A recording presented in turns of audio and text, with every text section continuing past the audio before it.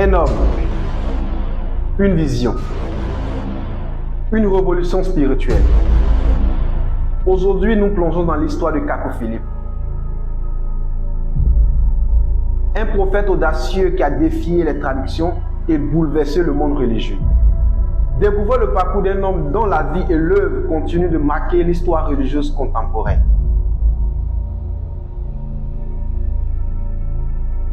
Kakou Philippe voit le jour en décembre 1972 dans le village de Kataji, situé dans le département de Sikessi en Côte d'Ivoire. Fils d'un cultivateur illettré, il grandit dans une famille pauvre, loin des cercles influents religieux.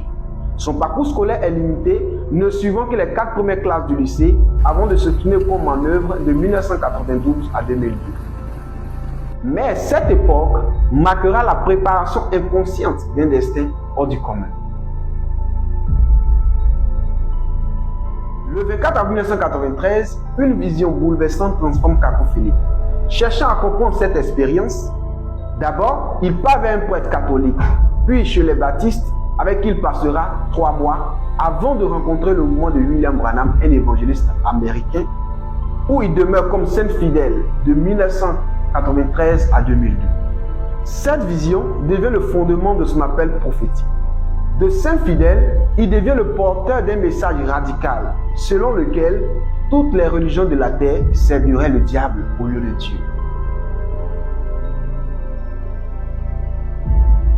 En juin 2002, Kakou Philippe commence à prêcher publiquement, se proclamant prophète messager du cri de minuit selon Matthieu 25:6.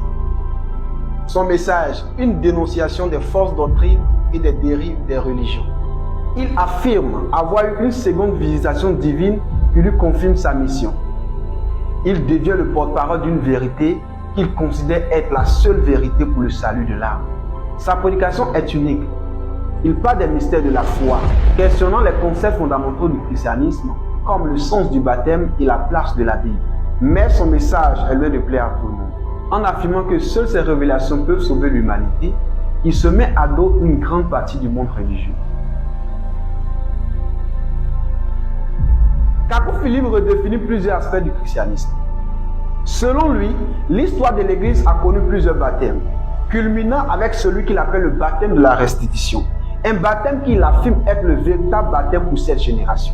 Il rejette les versions traditionnelles de la Bible, en dehors de celles traduites par le docteur John Nelson Darby, et affirme que seul le message qu'il porte aujourd'hui peut sauver. Pour lui, la Bible n'est qu'un vestige du passé, et seul le message qu'il apporte aujourd'hui peut délivrer.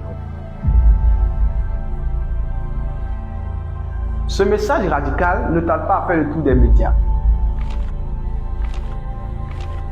En 2008, Kakou Philippe organise une conférence historique qui fait le buzz. Des journaux le qualifient de maestro de la parole, tandis que d'autres le qualifient d'hérétique.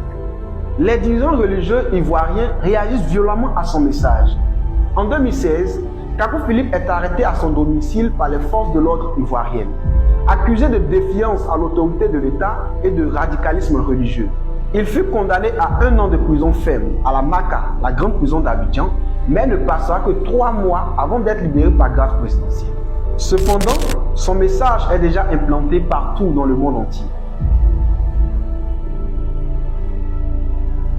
Malgré l'arrestation et les controverses, Kakou Philippe demeure une figure centrale du christianisme.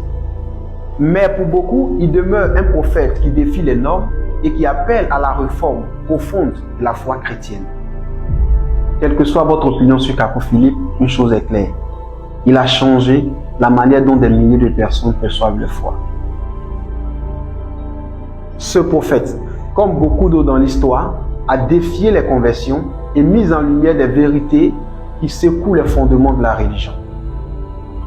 Rappelez-vous, la vérité n'est pas parfois ce que l'on entend. Elle est parfois une révolution silencieuse qui attend d'être entendue. Que ferez-vous aujourd'hui face à cette vérité?